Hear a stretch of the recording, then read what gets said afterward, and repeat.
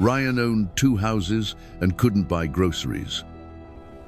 Last March, a project manager in Phoenix pulling 6 figures watched his checking account drop to $312. He had $180,000 locked in real estate equity, a 401k climbing every quarter, and he was borrowing money from his brother to cover a light bill. His grandmother, a woman who survived on a teacher's salary her entire life and still left 6 figures to her grandchildren, heard what was happening and said 5 words: "You broke Solomon's 3 rooms."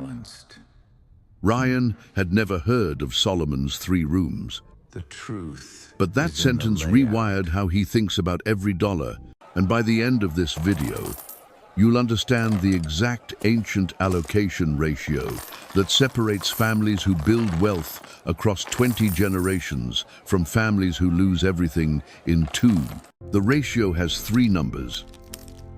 If yours don't match, your money is slowly suffocating, and you don't even feel it yet. 3,000 years before portfolio theory existed, King Solomon ran a treasury worth roughly $1 billion a year in modern purchasing power. According to 1 Kings chapter 10, verse 14, no spreadsheet, no algorithm, no financial advisor charging 1% to underperform the S&P.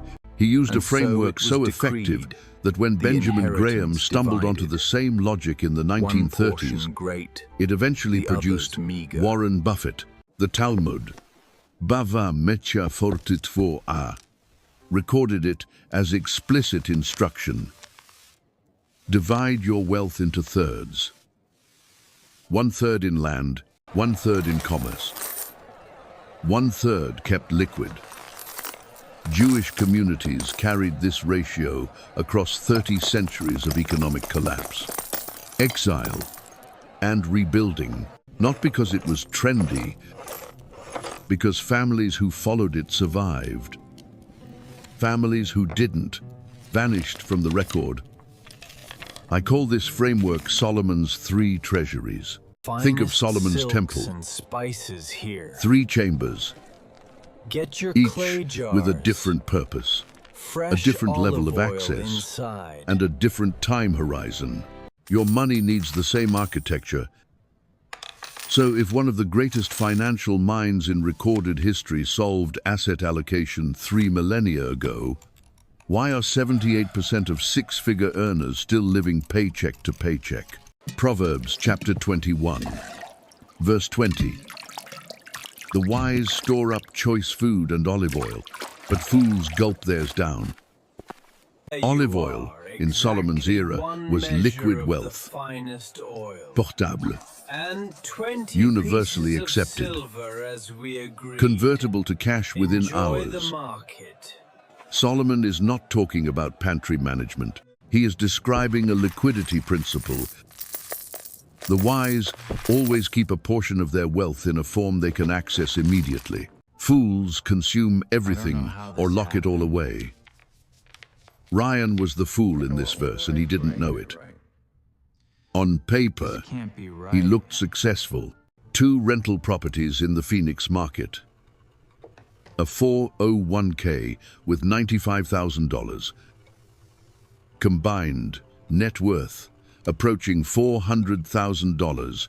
But when his tenant broke the lease in November and the property sat vacant for 3 months, Ryan had no olive oil. He covered 2 mortgage payments with a credit card at 22% annual percentage rate. By month 3, he was borrowing from family.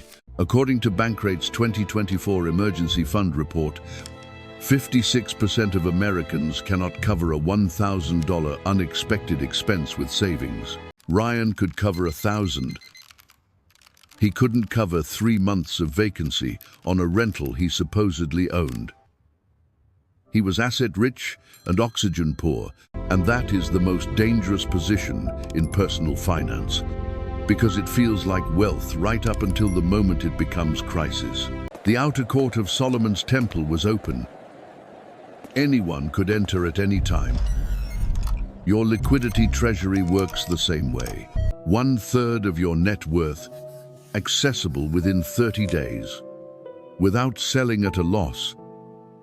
High-yield savings, treasury bills, money market.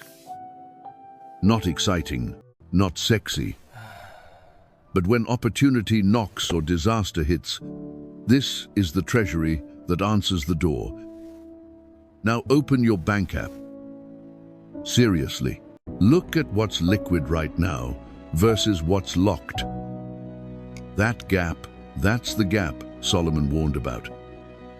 Ecclesiastes chapter 11, verse 6. Sow your seed in the morning, and at evening let your hands not be idle, for you do not know which will succeed, whether this or that, or whether both will do equally well. Solomon is teaching deployment across multiple income streams with staggered timing, morning seed and evening seed, different ventures, different maturity cycles, different risk profiles. You do not know which will succeed. So you run both.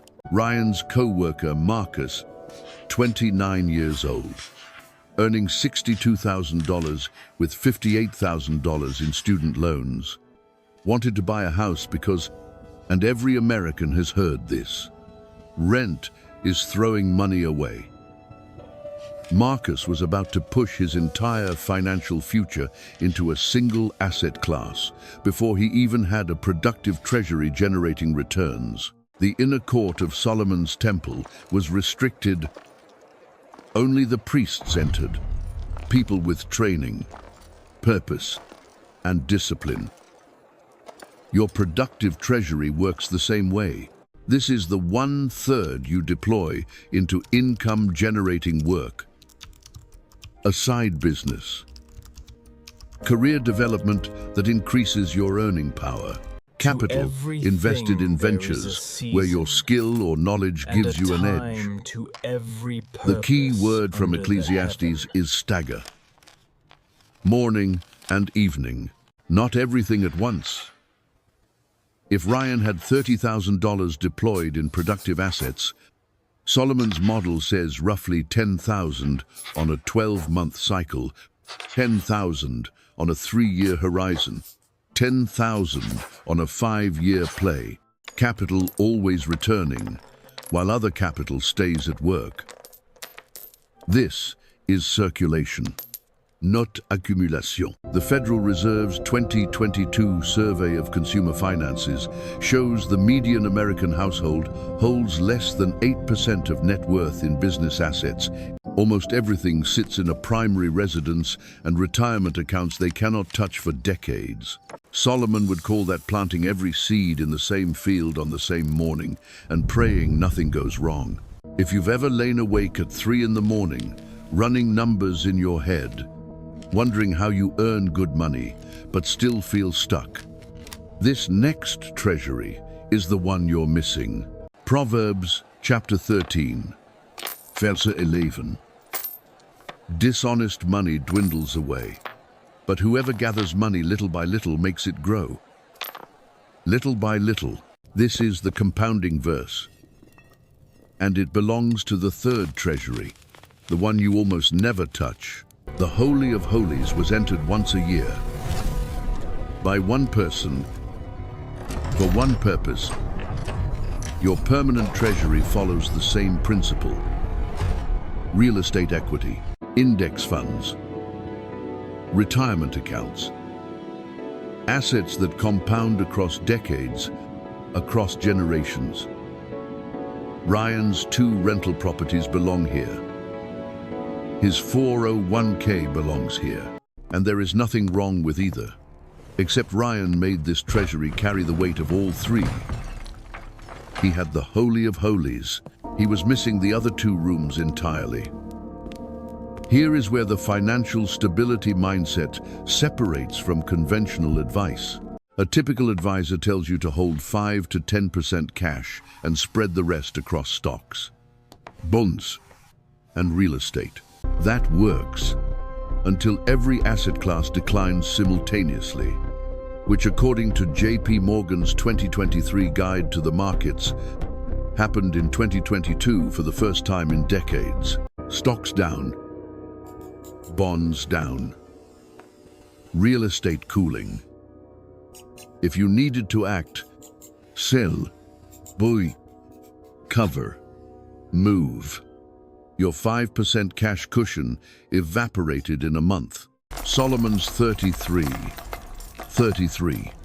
33 means you can lose one entire treasury and survive on the remaining two. Your real estate crashes.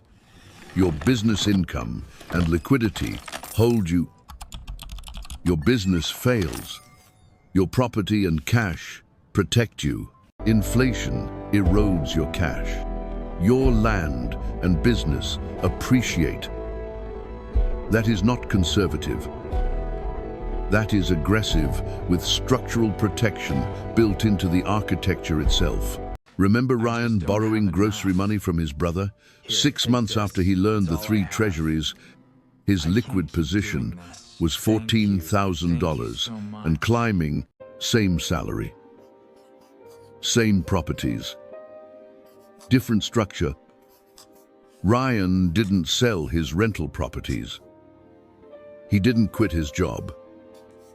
He did 3 things. First, inventory. He listed every dollar and classified it. Outer court, inner court, or Holy of Holies. The result was brutal. 91% sat in the Holy of Holies. 7% liquid. 2% productive. He was living in a temple with 1 room. Second, he froze all new contributions to deployed assets and redirected $1,200 a month into his outer court until liquidity hit 1/3 of net worth. He stopped the bleeding before trying to grow. This structure, Third, and this is the part that surprised him most, he found 7 families in his Phoenix neighborhood willing to meet monthly around this same framework. Not a formal fund, helps with the bills. just a shared understanding. It helps. When one more family's than water you heater know. exploded the same week, their car Thank transmission you. failed. 3 other families covered the $4,800 gap interest-free. No bank, no credit card, no 22% annual percentage rate, a modern version of what Jewish communities have called gemach, free loan societies, for centuries. Here is the payment Solomon's for this month, collective right here in the liquidity ledger. Thank you. principle, I'll make sure it's logged. alive And the list looks in a good. We are suburb all set. off the I-10. Proverbs chapter 22, With this coin, verse 6 you enter says, the world of trade. "Start children off on the way they should Always go, remember and to even be when they are fair old, they in will your not turn from it." dealings. The Williams Group Wealth Study found that 70% of wealthy families lose their fortune by the 2nd generation, 90% by the 3rd. The failure is never financial. It is educational. The children receive money but not method. Ryan now put your walks money his 7-year-old we daughter divide through it a into simplified these version 3 of the 3 jars. treasuries Save, every allowance day. Spend, 3 and jars give. on the kitchen counter, 1 labeled Save, 1 labeled Grow, 1 labeled Keep. She is 7 and already understands an allocation principle that most adults have never encountered. That is generational wealth, not a bigger portfolio. Better boundaries taught early enough to become instinct. Here is your move. Today, not someday. Open a notes app right now. List every asset you own. Write 1 letter next to each. O for outer court, I for inner court, H for Holy of Holies. Add up the percentages. If any single treasury holds more than 50%, you have found the imbalance Solomon warned about. That 5-minute exercise is worth more than a year of budgeting. If you know someone with equity everywhere and cash nowhere, the friend with 3 properties who can't cover an emergency, The brother maxing his 401k while carrying credit card debt. Send them this video, not as advice, as the thing you wish someone had sent you earlier. Next video, Solomon's debt prison. Why? Proverbs chapter 22, verse 7 says the borrower is slave to the lender. How $17.5 trillion in American household debt proves Solomon right. And the ancient payoff sequence that works faster than the avalanche method, that one is going to make you rethink every payment you're making right now. Educational content only, not financial advice. We explore ancient texts as financial literature, not religious instruction. Consult a licensed professional for your specific situation.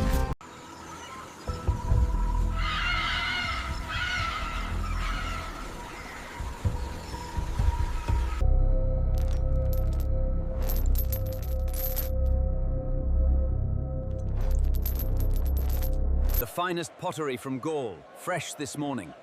That price is highway robbery. I offer half. The tablet does not lie. The silver is due, and you have failed to pay.